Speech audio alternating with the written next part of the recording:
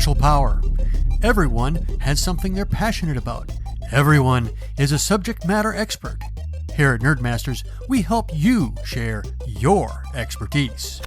In our digital world, we Toastmasters must master basic communication technologies in conjunction with speaking and leadership skills. We formed the Nerdmasters Advanced Club to expand our understanding of technology so we can better serve our clubs and our communities. We are nerdy Toastmasters, enthusiastically exploring the intersection of technology, leadership, communication, and nerd-late pop culture.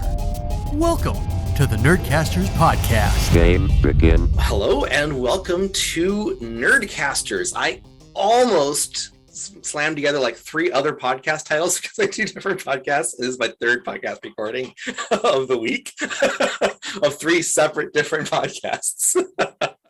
So I got it right. We are Nerdcasters right now, and we are from the Nerdmasters Toastmasters Club, and I'm here as your new host.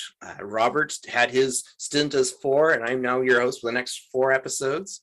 And we have Sherry coming on, Sherry Simmons, as my co-host for this month and next month.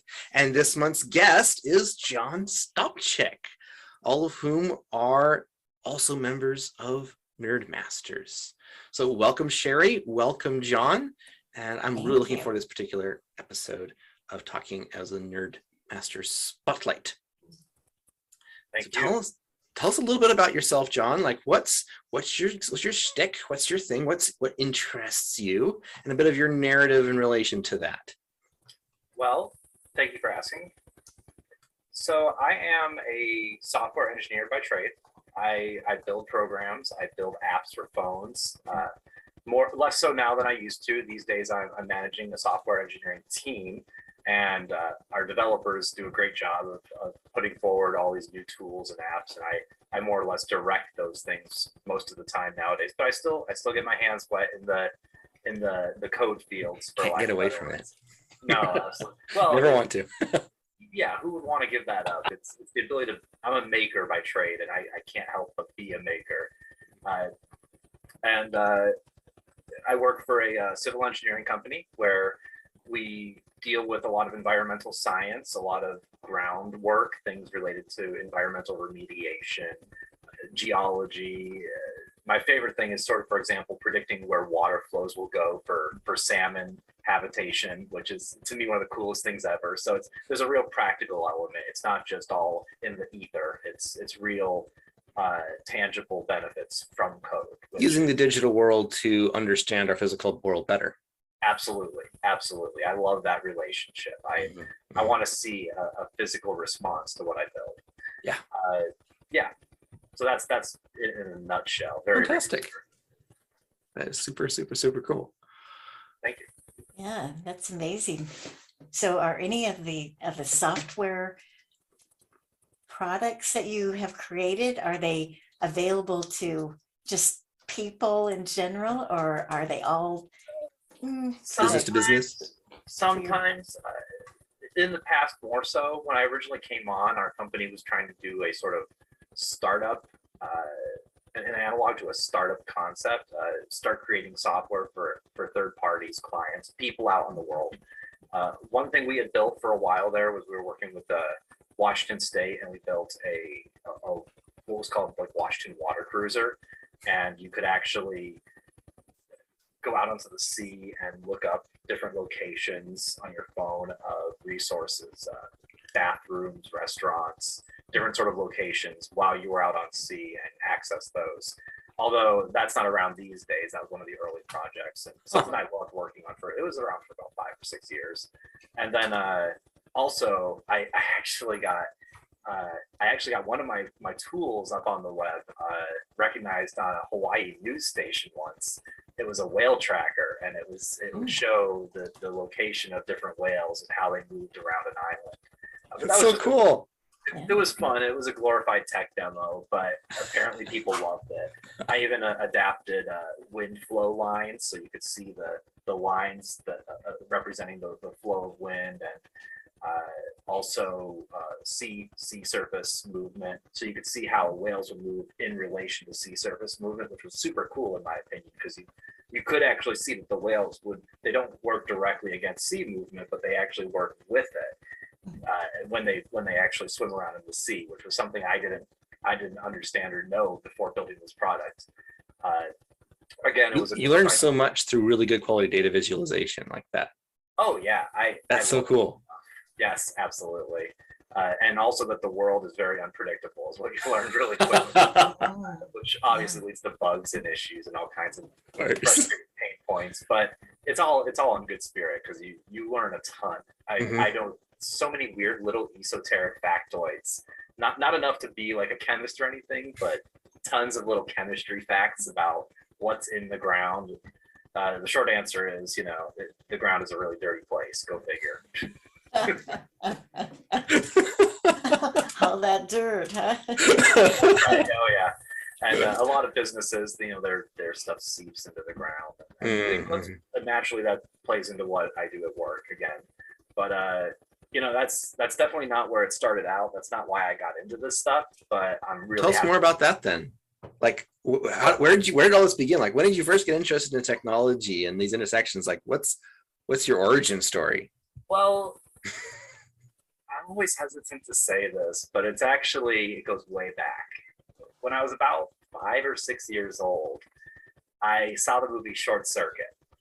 And now, have I seen that one? Movie, yes, it's about a robot named Johnny Five. Yeah, okay, so yeah, I'm familiar with it. Yes, it's on my list. I haven't watched it yet, though. And I remember wanting to build this Lego Johnny Five and thinking to myself that that's not enough. I want him to do things on his own, which naturally led me down the path of, well, how do you imbue ideas into a machine? Well, that's programming. And so that took me into programming. And I didn't get too far into it early on. I lived in a small country town, and there wasn't a lot of resources for building computers. We didn't really have a computer in my house until I was about 16. And that computer was this old 1988 Dell slow old computer. It was already nearly the year 2000, and this computer was 12 years old. It was not a powerful machine, but it allowed me to get some foundation. And then I would scrimp and save. I'd go around town, collect cans, and eventually doing things like that, I was able to pick up a few parts, make a nicer, newer computer, and then it just becomes a cycle. If you've ever built a computer, then you're constantly upgrading until you have to replace the main pieces, and then you're upgrading that indefinitely. And so, I learned to build a computer, and then I started going online when I realized I could sneak into the college campus at Morrisville, and I'd go to the college library. Old school hacking. What was that? Old school hacking. It was pulling the Ethernet cable out of the back of the computer, so it didn't have any of the security.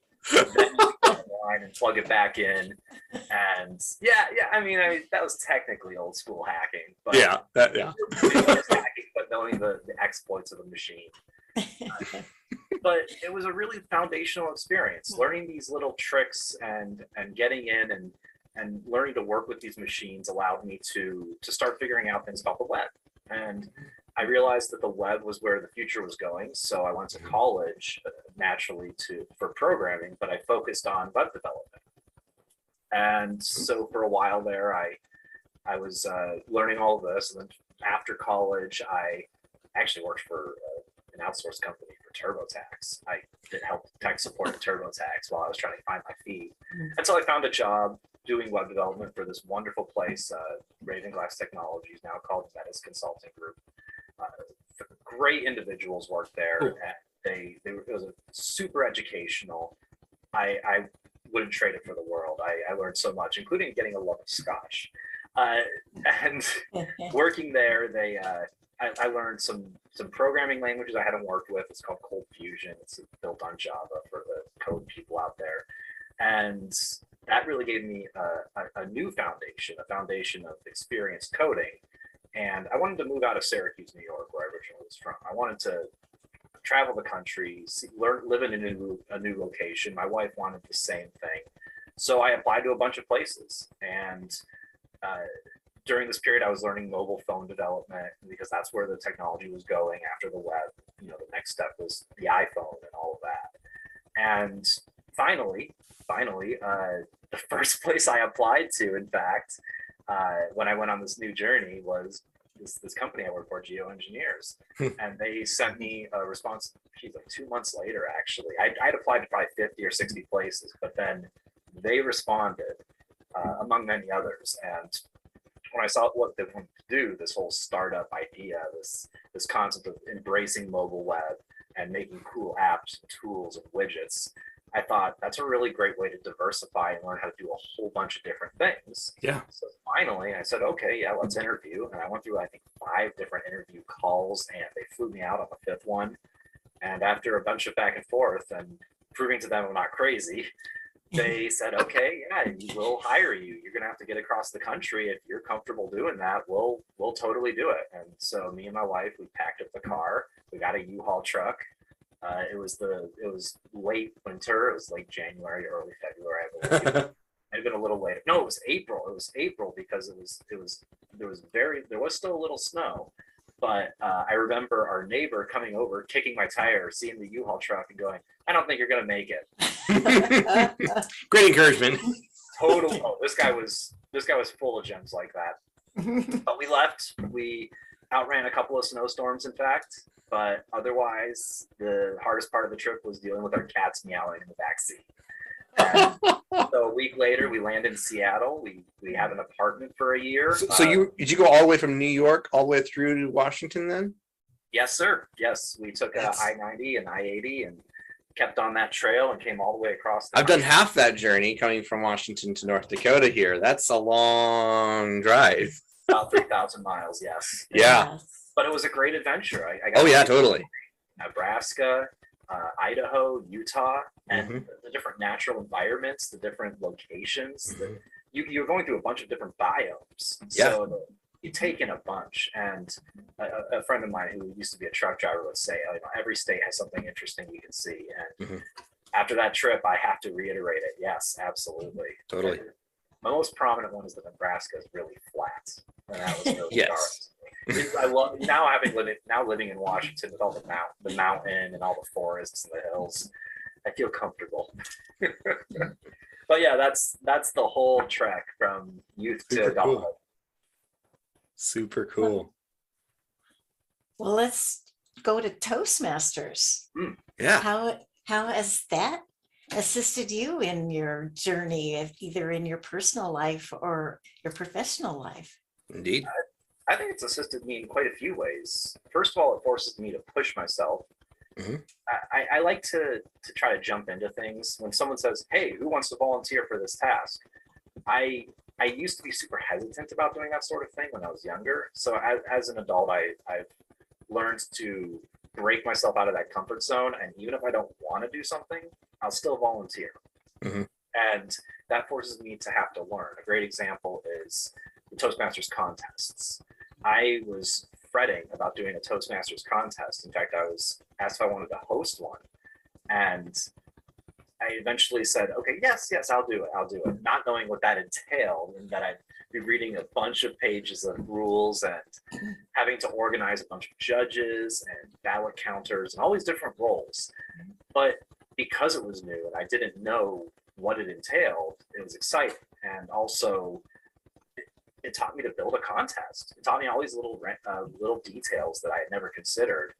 And bringing it back a little bit, what got me into Toastmasters was that there was this one club, BG's Toastmasters. Shout out to that club. If you ever want a fun and honest and courageous club, that's one to go for. They would hold sessions every Friday at noon at the company office. And I had no idea what they were about. This was 3 years ago-ish. And when I right around the time I was promoted to being a manager, my boss asked me if I was interested in joining any clubs or building any new learning, finding new learning techniques. And I asked about Toastmasters, and they said, yeah, well, we actually would like to have someone from Geoengineers representing us down there now too. And so it was a natural fit. And I ended up going to the club as a guest for I think two meetings. I met some really cool individuals there, some of whom I still am in touch with. One, in fact, I still play Dungeons and Dragons with. And I loved it. It was a great experience, and I loved the idea of learning to public speak. But when I did my first speech, my icebreaker, my right leg wouldn't stop shaking. I was so scared. Mhm. And after it was done, all I could think was, that wasn't that bad. That was fun. I got to and I actually told the story of traveling across the country in a bit of detail, which in only 5 minutes is not a lot of detail at all. No, but it's a natural story for that. Absolutely. And so by going to that, I learned to stand up and be able to talk to a lot of people at once in a way that I never had before. I've been part of clubs where I was able to stand up and have to speak to them, but it was always as a function of the club more than as a personal development experience. With Toastmasters, you can talk about yourself. You can talk about what motivates you, what you're scared of, what you're interested in. And that's a very intimate thing to do. Toastmasters enables that. And as a manager, I need to be able to give honest feedback, honest impressions of what I'm feeling. And I also need to be able to be given feedback from people. I need to be able to have a certain humble inquiry into what I'm doing and get that back from people. I'm stealing that term from one of our management folks that I'm trying to remember the name of it. Unfortunately, it's lost on me. You're totally right, though, that receiving feedback is just as much a skill as providing feedback. Absolutely. And Toastmasters does provide ample opportunity for both of those. The evaluations are the heart and soul of Toastmasters. Mm-hmm. And so having that give and take is so critical. And you're describing there with the inviting space for being able to share what you're passionate about, what your values are, talking about yourself, not just work presentations. Having that space there for that creates a emotional safety in the club. Yes. Right? And when you're doing these evaluations and you're sharing that thing, it emphasizes that part of the culture. So when you have a healthy evaluation culture in a club, with a healthy emotional safety environment in a club, which makes it so much more powerful for growth. I think in general, yes, and more specifically especially if you're taking on professional or management roles. I'm a very casual person by nature. I'm an extrovert. I'm loud. I'm boisterous. I like to get together with games and have food with my friends and host parties, that kind of thing. But these are people I know. These are people who I know aren't going to be hypercritical of the situation. As a manager, I have to both be able to give feedback to my team members and, frankly, not done enough. And more importantly, I have to be able to take said feedback and take it to heart and learn and grow to make my team more comfortable and happier and better at what they do. I need to create an environment where I can listen to them and get out of the way, and at the same time give them feedback. And that communication I'm learning more and more as a rare commodity. I constantly hear from my friends about how their managers are terrible because they don't listen or they don't provide feedback or they'll just be given the wrong hours or things of this nature. And just having that mindfulness, having that ability to learn to listen. And now you get to hear me talk here today, but something that really resonates with me as I'm getting older is, you have 2 ears and one mouth, and that means you're supposed to listen twice as much.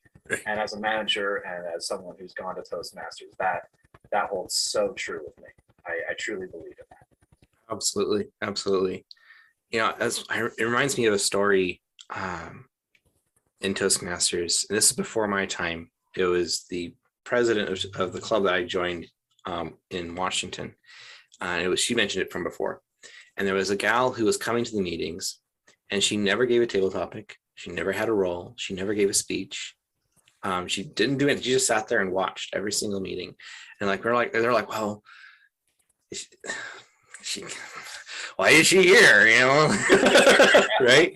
Right. But then there was a fair or something like that locally. And she had a booth for her business. It was right next to the Toastmasters booth. Of course, they had Toastmasters booth to promote the club and everything. And this lady came over and talked to Joan, the president I was mentioning, who was telling the story to me, that, I would never be able to be here standing here giving out brochures and presenting my business to the community if it hadn't been for Toastmasters. And Joan was like, what? You do Toastmasters? Well, she didn't say that, of course, but that's what she was thinking. But she realized how much she had learned just from listening, because she had a receptive mind. She was watching people present, watching their evaluators, and learning from that. Wow. Even if she hadn't been able to get the courage to go do it herself yet, she did eventually. Right. But she had already learned so much just from sitting there. So that's why I always encourage people, like, let people go at their own pace. Let people have the time, develop the comfort to move forward, and encourage them to learn from wherever they are. So important. But that 2 ears, 1 mouth thing, yeah. Yep. Absolutely true. Well, So and cool. there's so many little things like in the Pathways program where you pick up all these little skills, these different things, like doing PR for something.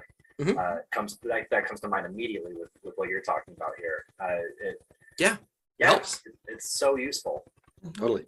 Leading meetings and being able to introduce people in a really concise manner Yes. and welcome them to the lectern and things like that. Well, and everyone gets to be a little bit of a star, which that's also kind of cool. Yes. That's a pretty neat aspect as well. You Absolutely. get to share your own flavors, everything. Totally. So let's, and also, like, obviously doing podcasts is another skill that you develop in this as well. Why we're doing this. Absolutely. Yes. We It's are an opportunity learning. to practice and learn and grow. But this particular podcast is actually hosted by specifically the Nerdmasters Club. So, which is a new club that you were a charter member of, and you jumped on board and you became kind of a key member, I believe. It's like part of the culture. You embody it really well, and you connect to it really well, and you kind of present some of the best presentations I think we've had in Nerdmasters have been from you. So tell me a bit about your perception of Nerdmasters, what really drew you to it in the first place, and kind of your experience with Nerdmasters. What makes it feel unique to you, and why do you like it? Well, one of our members at BG's reached out to me on Facebook. We had already connected, and so we see each other's posts on Facebook. And he asked me. He said he knew some people who were putting together a new club. This was right at the beginning of the pandemic. That kind of dates this discussion a little bit. But Right. At the beginning of all of this, he said that they're putting together a group that will both help people with Zoom and also have a lot of discussions with things like technology and to some extent, apparently a lot of folks were nerdy or into a lot of different fandoms. And you're going check. Yeah. He just wiggled that lure right in front of me. And I'm like, oh, okay, I'll check this out. I'll attend. And so I went to one of the early meetings, and immediately people were making Star Trek jokes and Star Wars jokes and making really deep cut references. And that's a place after my own heart. I love nerdy stuff. I mean, as you can't tell from what's behind me, we got a pile of Legos over here and a pile of comic books over here on this side. I love nerdy stuff in general, and so that already was an appeal. And then when I found out it was also an opportunity to both teach people technology and to learn about technologies collectively as a group, I was already immediately hooked. It let people. This might sound a little crass, but it let their freak flag fly. People could talk about these things without the judgment, in the same way that Toastmasters enabled it, but with their own personal nerddom, with their own geekdom, whatever term you want to pick. And it's not often I get to really talk too much about Star Wars with too many people. My wife's a Star Trek person, not a Star Wars person. So I don't get to talk too much with her about Star Wars, although I gotta say she does love Baby Yoda, which is cool. Everybody loves Baby Yoda. Yeah, it's kind of hard to avoid. It's the big eyes and the big ears. Yeah, I'm obsessed myself. But not just that, but also being able to learn things that I may have missed in other fandoms. To be able to hear people make Battlestar Galactica references, which I'm not very familiar with.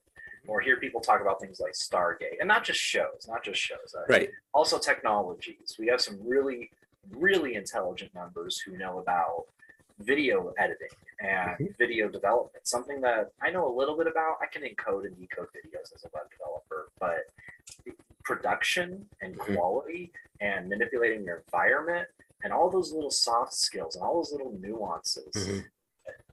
Every day I learn something new at a Nerdmasters meeting, and that for me is the most important thing. Is I want to learn something new. I want to grow as a person, and Nerdmasters provides that through and through. Awesome. I love that. And it is a really key part of our culture is that whenever Nerdmasters come together, everybody comes with something new and something cool. Absolutely. It's a ton of fun. It is a ton of fun. I actually bring you up as an example of that regularly because I remember that game that we played of Among Us, and we ended up hanging out afterwards and discussing philosophy afterwards and swapping book titles. It was so much fun.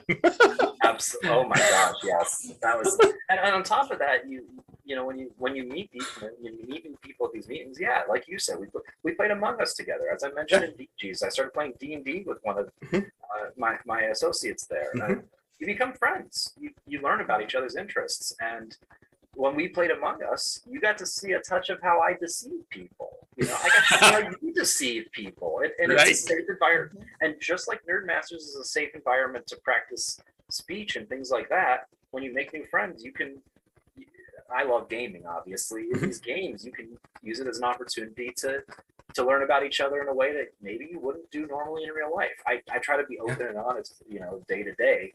But in games, or when we're playing weird scenarios, or when we're doing a table topic speech where we have to make up a scenario, all these things let you try a new approach and maybe see how you could be deceptive without actually hurting anyone's feelings. Which, if you've ever played Risk,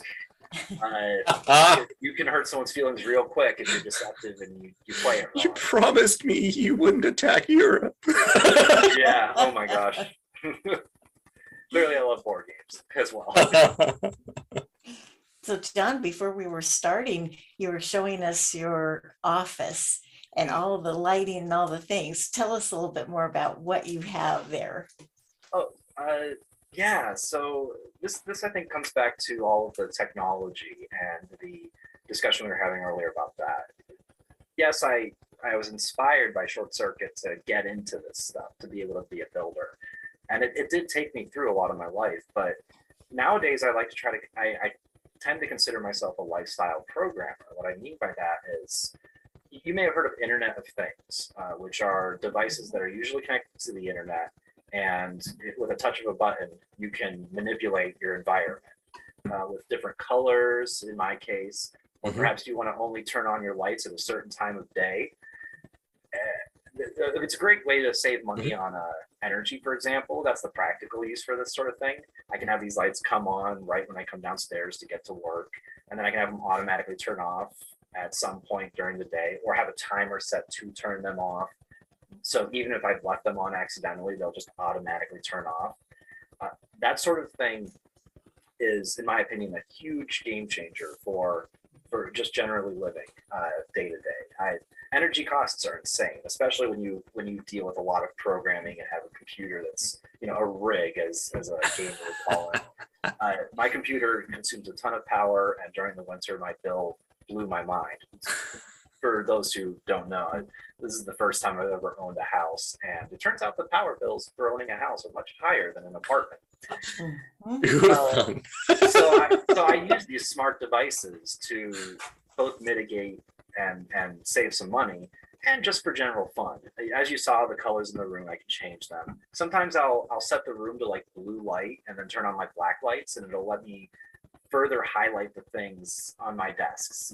You can't see it right now, but actually let's have a little fun with it. If I go to my lights here and I say, let's look at my back window and turn on that switch, you'll see a black light turn on right there. Okay. That black light actually has glowing resin right next to it. So if you were in my office, you'd see that glowing resin light up. Now that's not very dramatic, but if I go back to my media corner on the other side, cool. I have potion bottles. Yeah. That may just seem like interesting to look at and be kind of cool, but there's a touch of practicality a little bit. Like I said, I play Dungeons and Dragons. I'm going to turn my lights back on because this is it's rather dark in here. It's getting eerie. I'm trying to set, I'd rather not set a creepy mood.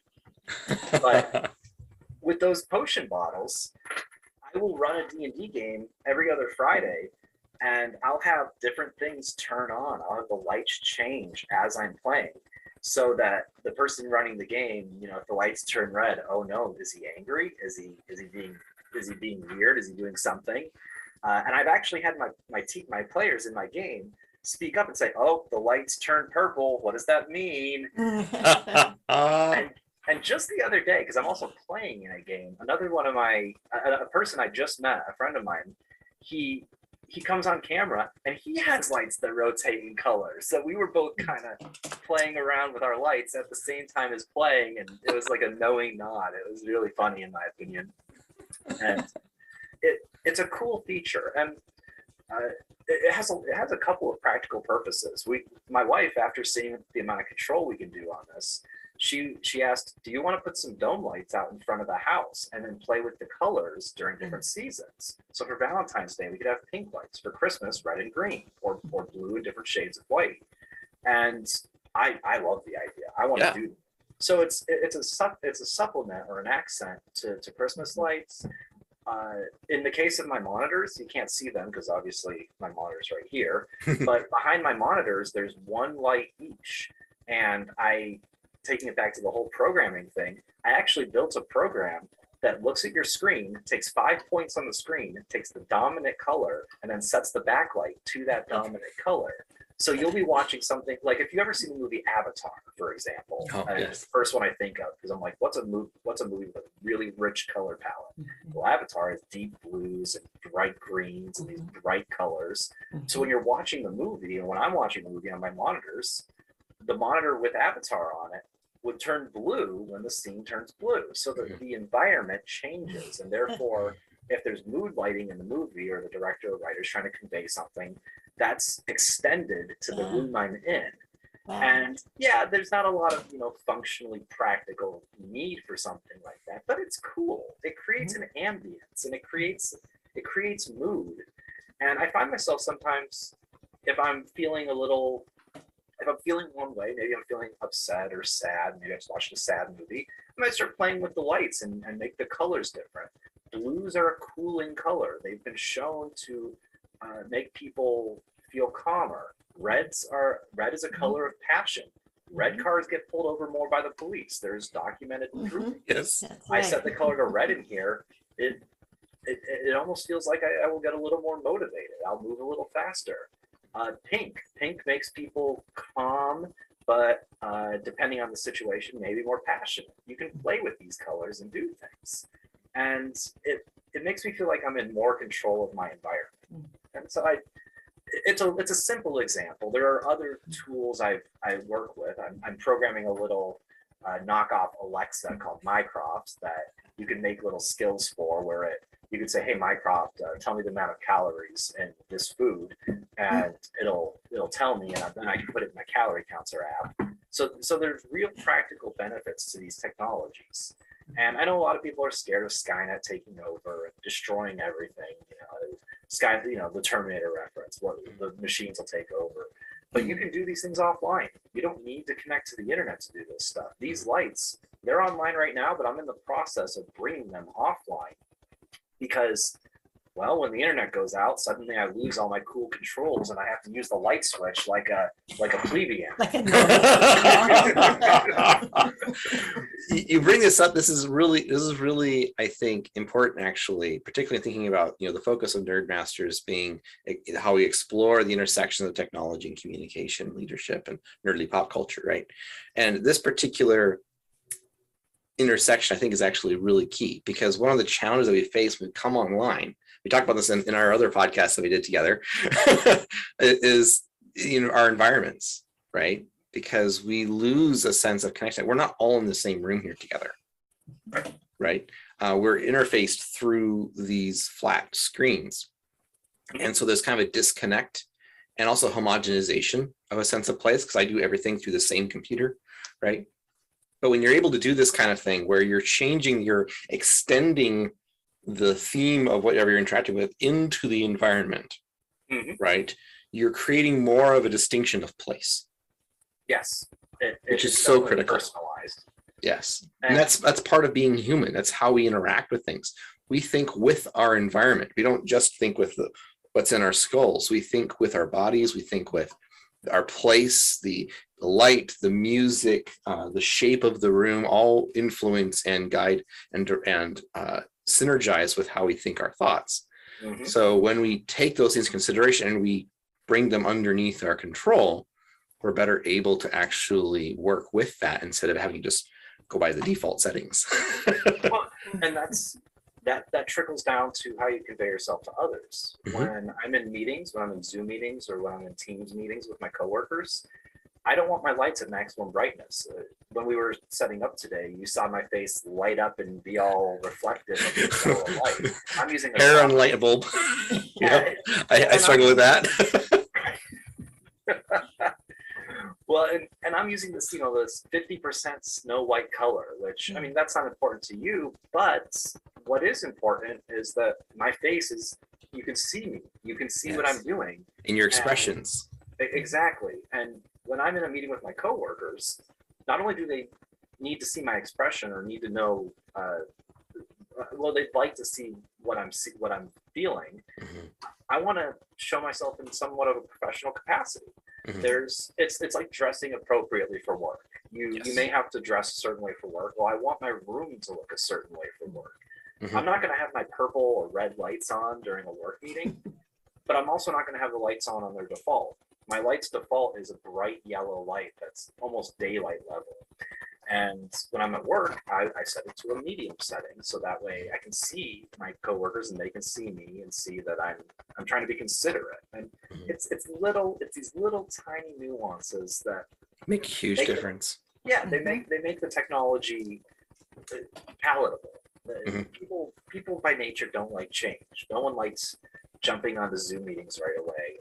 I finally got used to it after 2 years, but it was not an easy transition initially. And I found that setting this stuff up, it made me feel like I had a modicum of control. It made me feel like I could have a little more fun with it. And sometimes I can show off a little and people will say, how did you do that? And because I'm a technologist, I can say, well, do you want to learn to program? And this isn't me just speculating. This literally happened last week. It's happened several times, but last week was the most recent. One of my friends asked, hey, how do you make new cool commands for Linux just offhand?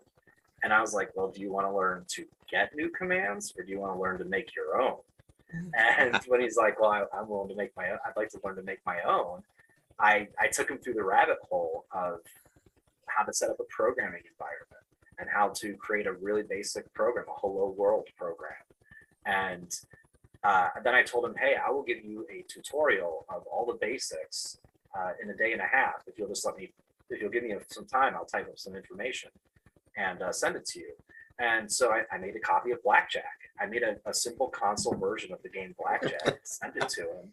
And he's been studying that and he's already learning how to program. He's never been a programmer. He's an IT guy. He knows computers. He's done some like college level stuff back in the day, but this is almost 20 years ago now. And so the stuff I'm showing him is new and modern knowledge. And he can use it to do all the stuff I'm doing. And I want that. I want people to know how to do all this because, if you've ever used Excel, if you can process a ton of data that way, well, programming is the same way. If you got a list of people and you want to add a bunch of information, you can make a script to do it. And it sounds intimidating, but if you have someone who hold your hand through it, you can do things you never thought possible. One of my personal favorites was there was 2 DVDs worth of star chart data I downloaded, and I was able to loop through it and get the coordinates of every star in the known sky at the time. This was almost 10 years ago now, 7 or 8 years ago, and I have programming to thank for that. It's cool. It supplements your passions. That's why I'm so passionate about it. Is you can make things better. Technology augments, and in its proper place, it supplements and augments humanity. Absolutely. And something I like to say is find a need, fill a need. there's always something that needs to be done, whether it's building a house or cleaning something or saving money. Saving money is a huge motivator. I still constantly use this stuff. I'm trying to model the aquifer under my town right now, so I can see how the water flows, so I can fix the seeping in my basement optimally. Wow. And so again, it's a real practical example that I could not do without programming. I could draw it and put it on graph paper, but that wouldn't really take me very far. I can't manipulate the data. I can't ask it what it's going to do on paper. I can't try to predict the flows of water. But with a computer, I can do that with technology. And so, I'm hugely passionate about it. I love it. That is awesome. And I have a question going back. You mentioned short circuit a couple of times. So I was wondering, did you ever actually build a robot?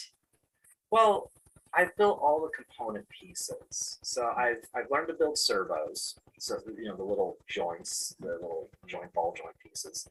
I mentioned Mycroft, this knockoff Alexa. It's open source. That's why, by the way, as a proponent of technology, open source is huge. It allows many people. It basically just means publicly available code. You make code publicly available for everybody's benefit at no cost. And but yes, so I built Mycroft, which essentially would be the brain of that. Me and my wife today, no joke, today we're at a thrift store and we saw an old tablet attached to a pole, so it was like a terminal, and she goes, we should put that on a Roomba and make it a robot. And so we know how to do it, but I haven't built a Johnny Five or a short not quite yet robot. I built a Lego model of one. I did end up building that Lego model a while back, but I had to send it that years ago. These days I would like to build a robot, but I don't know how far I'd want to take it, and I'd have to find a use for it. There's so many little things I want to build that, again, I keep coming back to practicality. If I can't find something to do with it, then it just kind of sits and gathers dust. And that's my biggest fear with a lot of stuff. I got a keyboard right here that I'm constantly trying to learn to play. And if it starts to gather dust, I get on my own case about it. It's the same with the idea of the robot. So, that's my long answer of saying, no, I haven't actually built a fully functional Well, when you do, we are going to have to have an entire Nerdmasters meeting themed around robotics and technology, and have you be the keynote speaker. Yeah, there's a practical application, and that motivates me. There you go. We'll dangle that carrot for you. Right? Exactly. And I'll even program little sound effects from Short Circuit, just to add a little secret. There you go. Yes. I love it. Well, thank you so much for joining us on this podcast. We will definitely look forward to seeing you in Nerdmasters again. And for all you listeners, you want to get to know John, Sherry, and I better, come join Nerdmasters. Come check us out. Visit. We're having lots of fun with a huge range of meeting topics, everything from technology, Zoom, how to do Toastmasters contests, like we talked about today. A lot of topics today get brought up very regularly on Nerdmasters. So thank you guys so much for joining us today. Whether you identify as a gamer, technology nut, or just have a commitment to studying how technology is changing and improving both leadership and communication, our Nerd Herd has a place for you. Find out more about us at our website, nerdmasters.org. Join us the first Wednesday of each month at 7 o'clock Pacific, and get to know us before our meeting starts promptly at 7:30. You will visit our club and enjoy it. Resistance is futile. Game over.